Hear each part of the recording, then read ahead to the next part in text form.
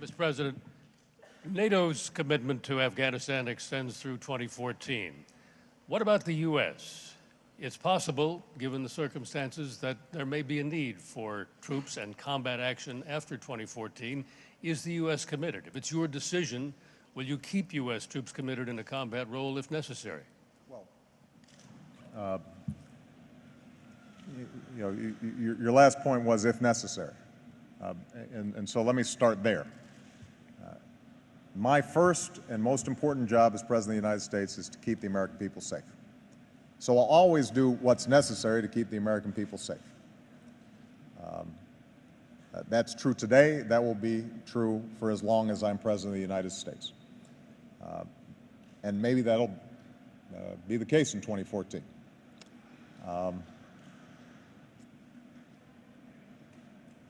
What NATO has committed to is that we are going to undergo a transition between 2011 and 2014. And the United States is part of NATO, so we are completely aligned in what we're going to be doing.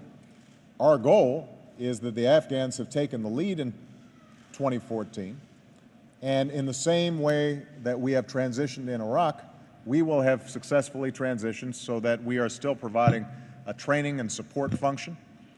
There may still be extensive cooperation with the Afghan armed services to consolidate the security environment in that area. But our every intention is that Afghans are in the lead, and we're partnering with them the way we partner with countries all around the world to make sure that both our country and their country is safe.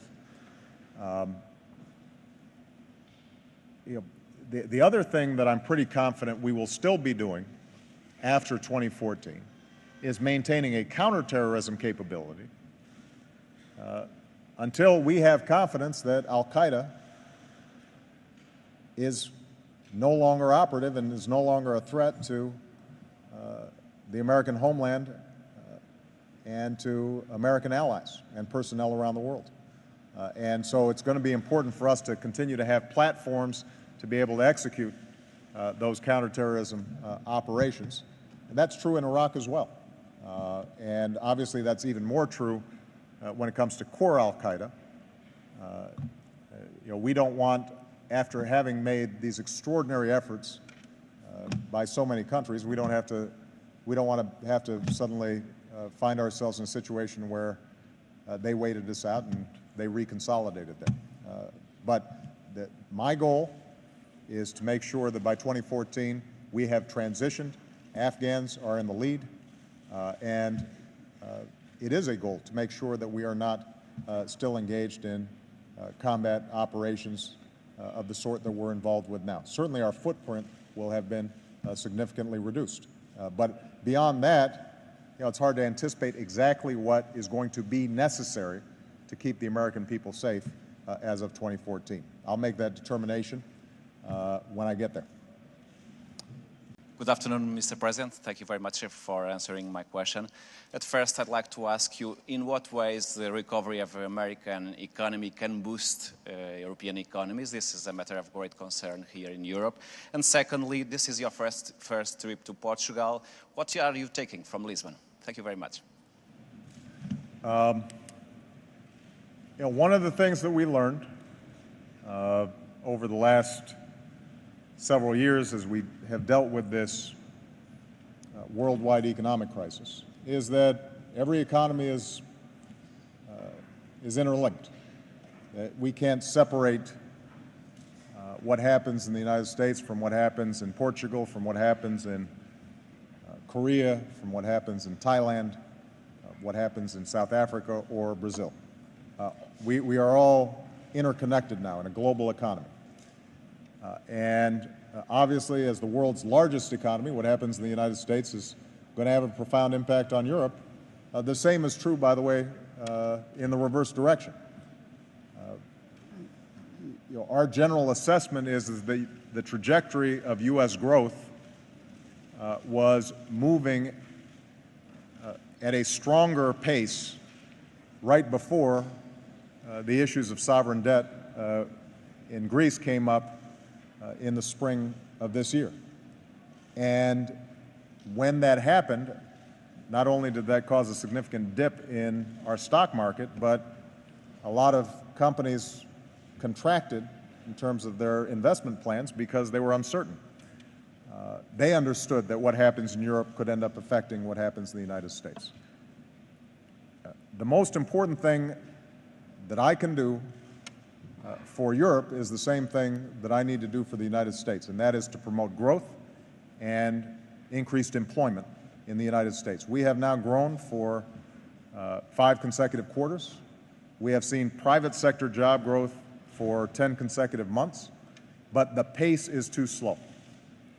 And my main task when I get back to the States and over the coming year is to work with Republicans and Democrats to move that growth process forward and to make sure that we are growing faster and that we are putting people back to work.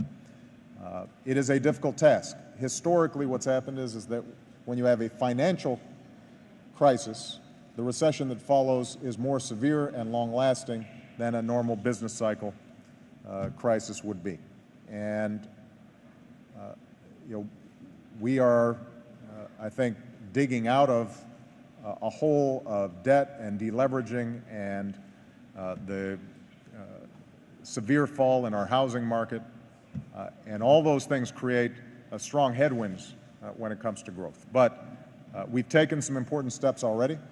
That's why the economy is now growing instead of contracting. I want to take more steps to encourage business investment, to help small businesses hire. We think that infrastructure development in the United States has the potential of boosting our growth rates at a significant level. We're going to have to do all this, though, at the same time as we're mindful of a significant public debt that has to be dealt with. And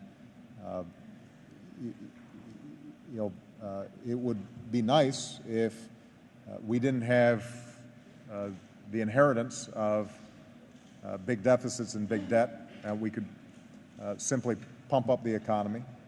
What we have to do now is to make sure that we're speeding up recovery, but still focusing on reducing our debts in the medium and long term. But I think every European should have a great interest in making sure that the United States is growing faster. One thing we talked about at the G20 was the fact that for all of us to grow faster, we need to rebalance the world economy.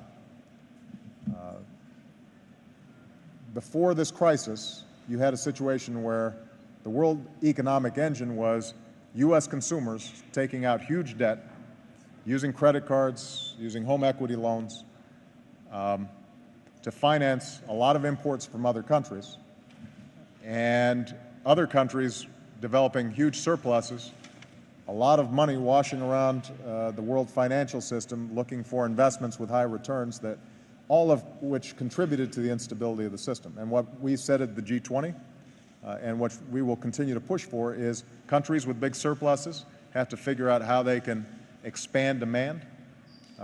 Countries with significant deficits, we've got to save more and focus not just on consumption but also on production and on exports.